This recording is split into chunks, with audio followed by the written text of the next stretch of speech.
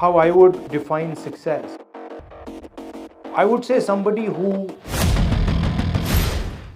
Sir, what is your vision about the research capabilities, especially in a research institute, considering there is a cut down in research fund and increase the taxation on equipment, sir? Put as much money you want in R&D. If you're not actually producing the thing, it will just be a budget. So the problem is, we don't respect labor. We respect conceptual work. So I think one of the things that I want to push is moving more into the physical production space. Namaskar, sir.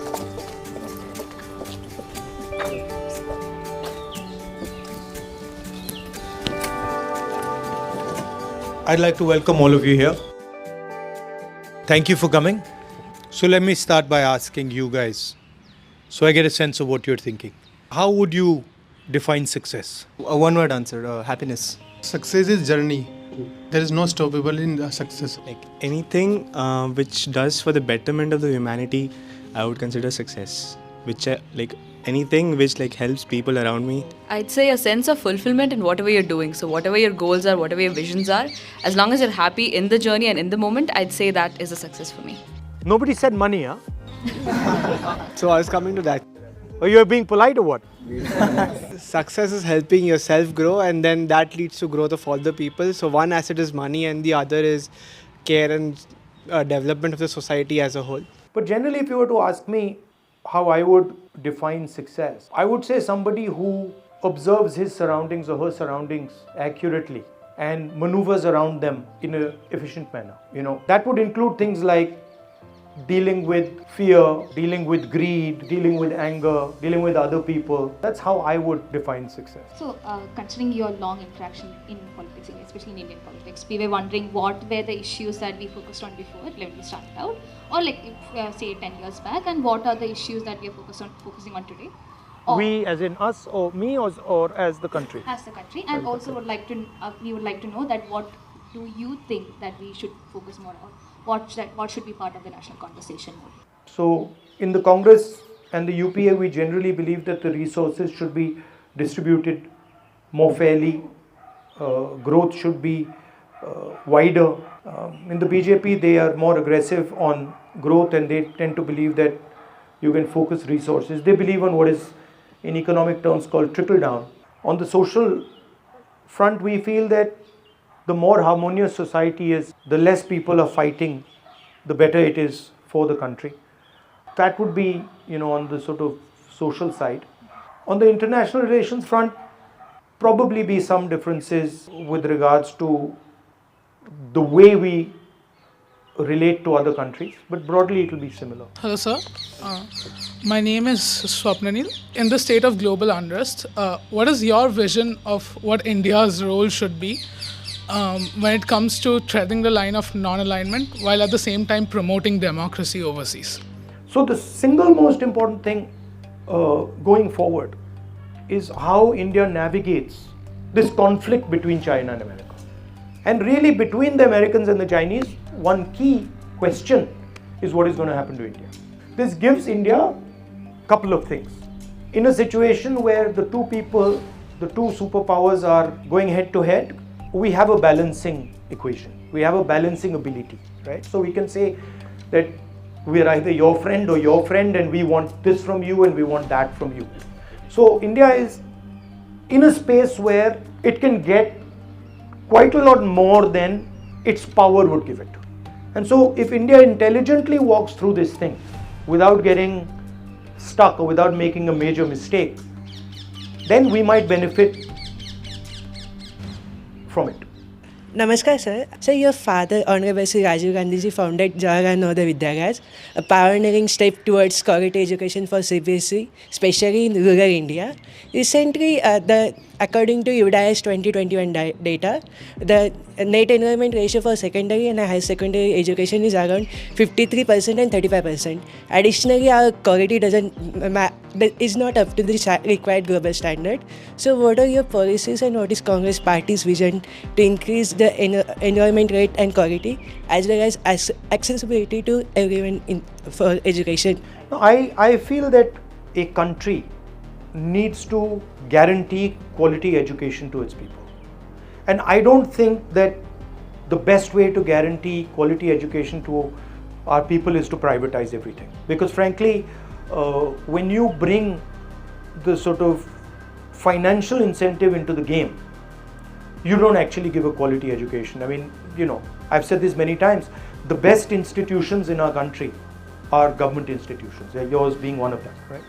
And so I argue for much more money being spent in education by governments. I also have serious problems with the way our education system is set up.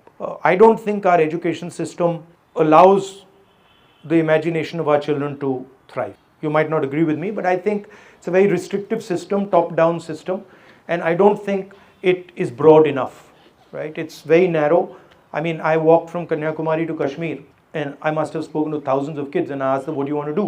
Lawyer, doctor, engineer, army. It can't be that there are only 5 things to do in this country. But that's what our education system is pushing. That, success, as we said, success as far as our education system is concerned is if you're an engineer or a doctor, you join the IAS, IPS, or then you get into the forces. And really, that's just going to be 1% of our population. Maximum 2. 90% of our population is never going to do this, right? So the whole thing is geared towards this 1 or 2% who are going to become engineers, doctors, and then poor fellows, when they don't succeed, then they are, they're depressed and they're upset that I couldn't make it. But really, it's impossible for 90% of India to become engineers and doctors, and it's not even required. I mean, it doesn't make sense. So, allowing kids to do what they want and allowing them to experience and do multiple things. Our education system disregards many things. It undervalues many professions, overvalues these 4 or 5 professions, and then tells everybody, "Bhai, yahi karna hai." So those are the type of things I would change. What is one of the few important things that you would like to see change in the Indian higher education system? In India, but what I remember in the classroom was there's a very clear hierarchy. There's the teacher and we are students. And that person has a role and we have a role. And that person is going to basically tell us what he knows. So it's very hierarchical structure and knowledge is imparted straight down. And sometimes if the student says, I don't agree or I don't understand, the teacher will be like, listen, keep quiet. And if you do that too many times, he'll put you at the back of the class and he'll like his 5-7 so-called, call them toppers or sidekicks or whatever, who will repeat what he says, right?